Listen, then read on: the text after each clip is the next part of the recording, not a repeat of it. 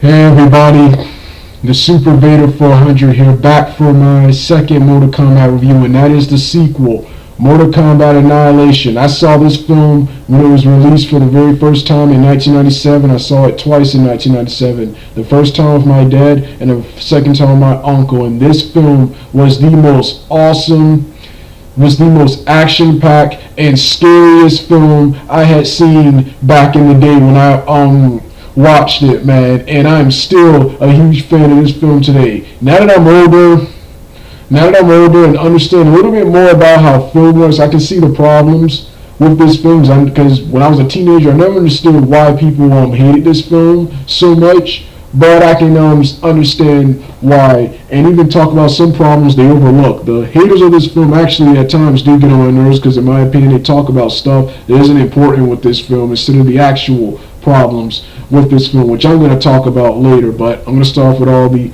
good stuff first. This film does kind of suck, but it's one of my all-time favorite films, and I still think it's better than a lot of what we get today. Most films today stay completely away from the source material. This film, while changing several things about the Mortal Kombat mythos, they at least tried to stay close. They at least for the most part stuck to the source material, paid more homage to the source material, and incorporated several stuff from the video games here. Whereas in most of the modern day adaptations, you can't get that. And this is still one of my all-time favorite films, despite its problems, which I'm gonna talk about. I think the cast for this film, just like the first one was good, it's sad that several cast members like Christopher Lambert, Raiden, Bridget Nielsen, Sonya Blade, Lyndon Ashby, Johnny Cage. A lot of the cast members from the first film couldn't return for this film, but I thought their replacements were just as good and some even better. I thought Sandra Hess was an awesome replacement for Sonya, and she loves this film because she got to do something action-oriented. And James Raymar was an awesome Raiden. Both Christopher Lambert and Raymar were good Raidens. Christopher Lambert was what Raiden originally was. Raiden was originally a sarcastic douche who I keep forgetting the only reason he entered the tournament. But from there on in, from the second game on, he became more serious. He became a more serious character, a more stoic and serious character, which is what you see Raymar portraying here. And I also love this role for James Raymar because I've seen a lot of films Jay Raymar's in, and he usually plays aggressive characters. It was interesting seeing him play the more nicer, calmer, and pacific Raiden than the more aggressive and violent and psychotic characters James Raymar usually plays. This film showed how versatile of an actor he is. Because he's usually characterized in one role. Then of course, Robin Shaw and Talisa Soto, which are Liu Kang and Kitana respectively, are the only cast members to return. Keith Cook, who was Reptile in the first film, portrays the younger Sub-Zero in this film.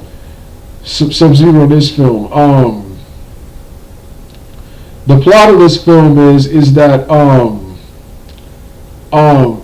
Shao Kahn has broken the rules of Mortal Kombat and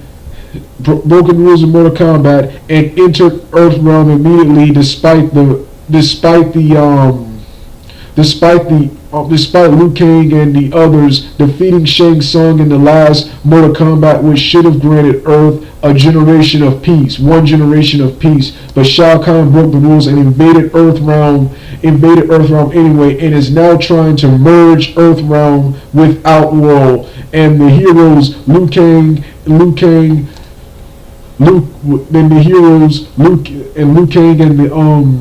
and the other Earthlings have until 7 days until Earthrealm is completely absorbed into Outworld, which is referred to as Annihilation.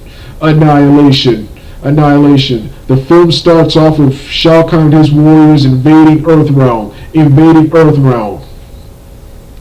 invading Earthrealm. All the ninjas and the warriors come from the sky, and Shao Kahn comes down alone, gives a speech about how the Earth was created in 6 days. So too, in 7 days, it shall be destroyed. It shall be destroyed. And then Shao Kahn and Raiden began an awesome, larger than life epic battle, quick epic battle, which sees Raiden defeating Shao Kahn. Shao Kahn takes his rope and grabs Sonya, and drags her. Johnny Cage immediately does the shadow kick into Khan. Khan blocks it, and then snaps Johnny Cage's neck, and Shao Kahn's warriors chase Liu Kang and the others into some nearby temple, and Raiden shuts off the entrance, which allows the Earthlings to escape. Raiden says the Earthlings have 7 days until annihilation, and that they have to come up with a strategy to beat Khan, and they have to get stronger because in 7 days, Outworld will merge with Earthrealm, and Raiden has no power in Outworld. So Raiden has no power in Outworld, so they're pretty much screwed. They decide to split up. Liu Kang and Kitana decide. Liu Kang and Kitana decide to. Oh yes, Liu Kang is instructed by Raiden to seek out a warrior named Nightwolf, and Raiden goes with Sonya to recruit her, to enlist the help of her friend and partner Jax. Much to Sonya's disagreement. Kitana and Liu Kang encounter Smoke, who Smoke was programmed to come after Kitana. Liu Kang fights Smoke, and Kitana fights Khan's extermination squads, and after a hard-fought battle, Smoke prepares to kill Liu Kang and Kitana with a missile. Sub-Zero comes gliding from the sky, comes out of nowhere gliding, and freezes Smoke, and Liu Kang kicks Smoke into the lava. Liu Kang immediately tells Sub-Zero he killed him in the last tournament. Sub-Zero tells Liu Kang that he killed his older brother. Liu Kang wonders, why did Sub-Zero help us? Sub-Zero says he helped Kitana because there's a legend that Kitana is the key to stopping Khan's plot. And Kitana tells Liu Kang that if they want to stop Khan, they must work together. Sub-Zero then fights Scorpion in an epic battle, which he loses. Liu Kang rescues Sub-Zero when Scorpion is about to knock him into the lava, and Scorpion kidnaps Sonya and leaves. And Sub-Zero tells Liu Kang that do not go after her, that you're not ready yet. And Liu Kang continues on his quest to seek out Nightwolf. And Nightwolf here, after exchanging dialogue, Nightwolf here teaches Liu Kang how to access his animality, which will be used to defeat Shao Kahn. Liu Kang, after struggling first, finally does that, but then encounters a mysterious warrior named Jade. Jade immediately attacks Liu Kang, but it turns out it was all a trick to see if Liu Kang was ready, and she says Liu Kang has passed the test. So Liu Kang returns to meet up with his friends Jax and Sonya, and they immediately put their differences aside when Khan's extermination squads come after them. Then they meet up with Raiden. Who takes them through a portal back to Outworld. It is here that It is here that they're encountered by Sindel, Kitana's own mother. Raiden says he will take care of Sindel, and Sindel blasts him through a wall. And Liu Kang decides to use this time to go rescue Kitana. Liu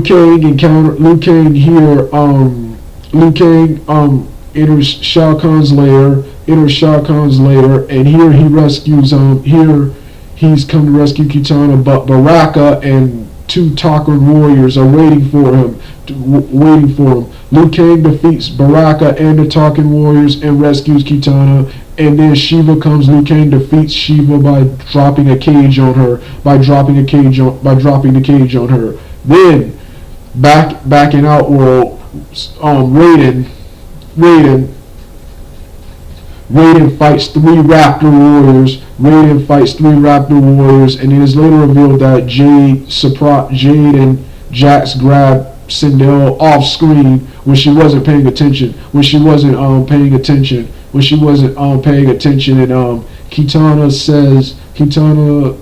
prays and says one day they will be reunited. And then Sindel wakes up and reveals that it was all a ploy. Kitana the key, and that Jade lured them into an ambush, and that nothing will stop the Outworld and Earth realm merger. And while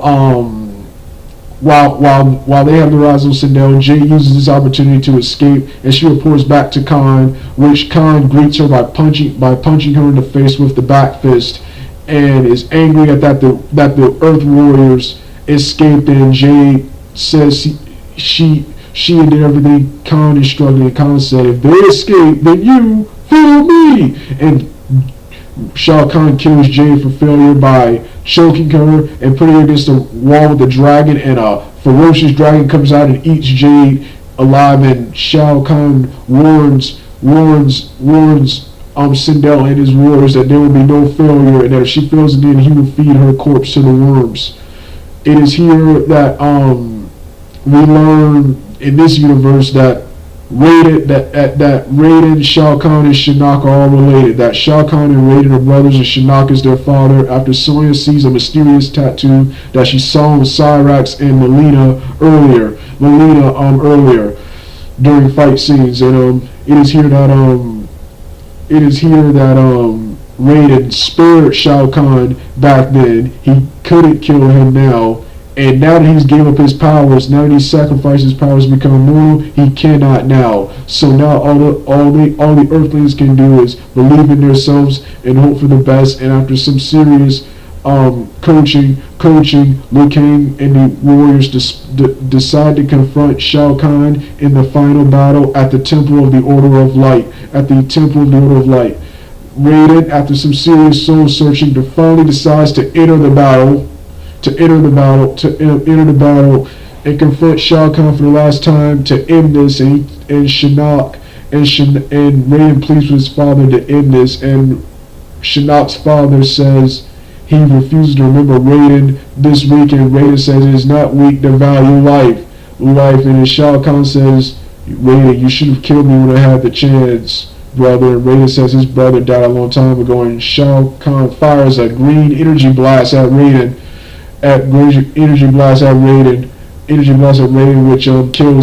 Which kills him, and Liu Kang fights Shao Kahn in the final battle. Jax fights Motaro, Kitana fights her mother Sindel, and Sonya fights Ermac. Jax, after realizing his mechanical arms are useless, he takes them off, which enables him to move much faster, and he believes himself and beats the living daylights out of Motaro by first punching him under his legs. Then he easily evades Motaro's moves by punching him and then knocking him out with a bicycle kick. Then he sees Sonya in trouble, who is having trouble with Ermac after Ermac split into two people. One and the other one I think was Noob Saibot. Jax comes in, he kills the black warrior. He kills the ninja in black, and Sonya kills Ermac with her leg grab move. Meanwhile,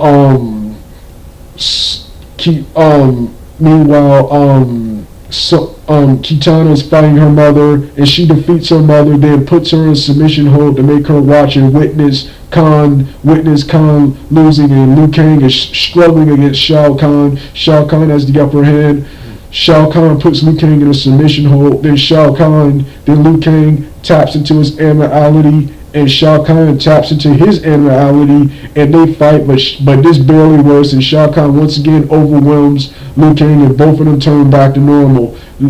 Shao Kahn's father, Shinnok, prepares to interfere, but the two gods come to stop him, and they say that the battle for the universe will be decided as it should be, in Mortal Kombat, and Liu Kang and Shao Kahn begin fighting again. Liu Kang eventually gains the upper hand on Shao Kahn, and defeats him with a somersault. Defeats him with a backflip, with a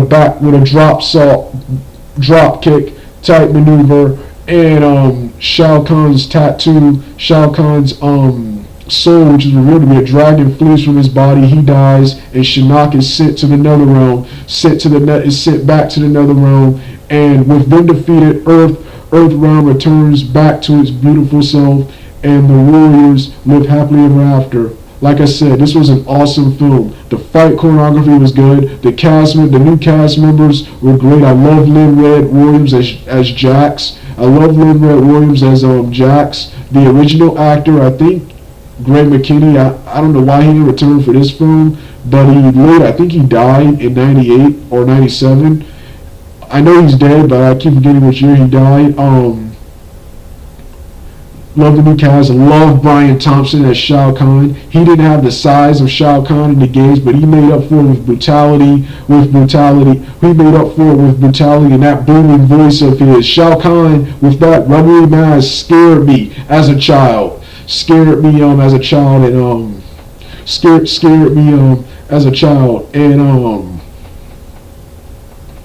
and this film story-wise was larger in scope than the first one. At first it was a tournament. Now this was an all-out war between the realms of Earth. I love the story.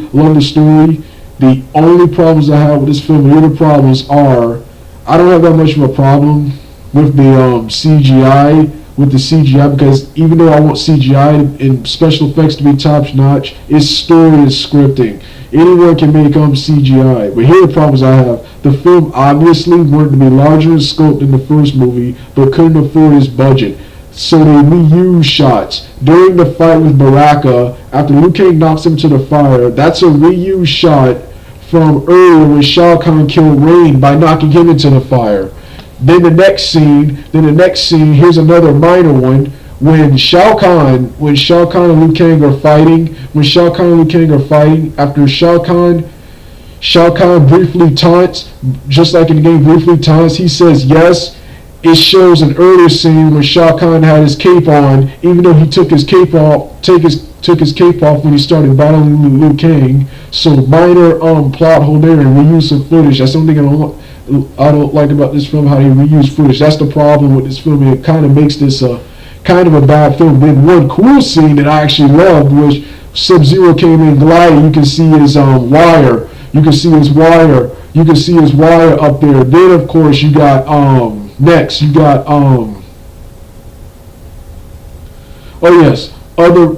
problems with the film. I hated how characters. This pissed me off as a kid. I hated how characters Stryker and Cabal were mentioned, but were never seen in this film. Who else? Oh yes, Rain and Shiva were wasted. Rain was killed by Khan for failure, and Shiva was killed by Liu Kang dropping a cage on her. There was supposed to be a fight with her and Raiden, but he got cut from the film, and Raiden still fought the Raptors. Next Ermac, even though he did more in the film, he had a final fight with Sonya. He kind of got wasted too when you look at his backstory from the games. Smoke and Cyrex and them, they were awesome in the film. They kind of got wasted too. Look at their backstories in the games.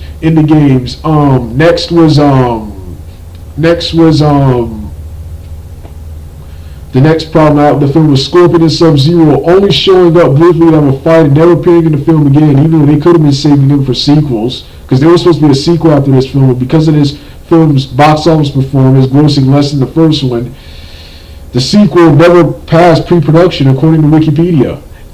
And I had been waiting for the sequel or reboot to this film since '97, and it never happened. Next was what are the problems I was filming? Oh yes, killing Johnny Cage off early. I didn't mind him killing him off because that does happen in the game. I wish they would have did it towards the middle or end like they did with Raiden. But killing him off in the beginning, I hated that, even though it does fit in with the story of Johnny Cage rushing into things without addressing the situation first to prove he's not a fake. What Raiden said from the first one. So from a storytelling standpoint, it was good, but Johnny Cage, that was a fan favorite character right there. But good thing is talented Buddy Jack was able to take his place. Yeah, I didn't have a problem with Shao Kahn and them being related. I actually thought that was the story until I became more familiar with the game's backstory. I actually thought that wasn't. It actually added more depth to this movie. And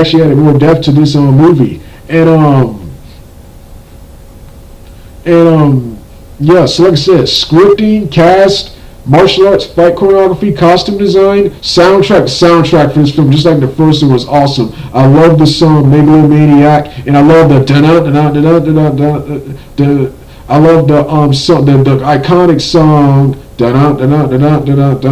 that plays when Scorpion and Sub-Zero are fighting. I don't remember what it was called, but I've heard it several times. And then of course the when Raiden is fighting the Raptors. I also love the beginning where the characters come from the sky, just like in the opening to Mortal Kombat 3. If you play Mortal Kombat 3, that's the story of Mortal Kombat 3 right there. Then of course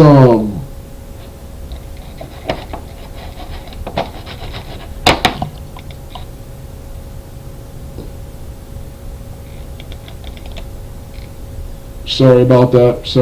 My screen blacked out for a moment. Then if you play the opening, if you play the opening of Mortal Kombat 3, that's the story. That's the plot when Shao Kahn invades Earthrealm and steals all the souls. That happens in the that happens right there in the film. That's the opening of the film. That's Mortal Kombat 3. I love how they paid that much attention to the source material. Then of course you saw Cyrax's acid nets fatality. You saw Smoke with Sector's missile launcher, and Sub-Zero's ice clone, and then he appears like his Mortal Kombat 2 counterpart with the mask on. Then, like his Mortal Kombat 3 counterpart, he takes it off like his Mortal Kombat 3 counterpart. Scorpion is like his Mortal Kombat 3 counterpart, as does Ermac, with the exception of the sleeves, which in my opinion was cool but not necessary. And then of course Sindel's like her Mortal Kombat 3 counterpart, and her storyline left for the most part left intact. Motaro, I actually like Motaro here, portrayed by American Gladiator Derek McBee, than I do in the game. I like this incarnation of Motaro more. Shiva looks good. It sucks she was wasted though. Rain looked good, something he was wasted. So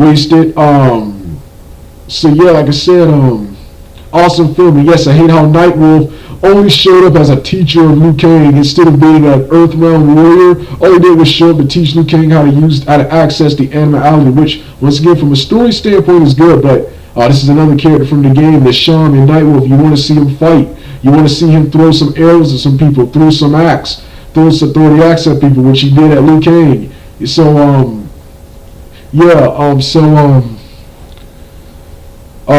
pretty much inaccuracies to the game and poor production when it came to special effects and sets and budget. Pretty much were problems with this film. Everything else about the film was good. It was pretty much budget problems with this film. I hated how they had to reuse shots for several scenes.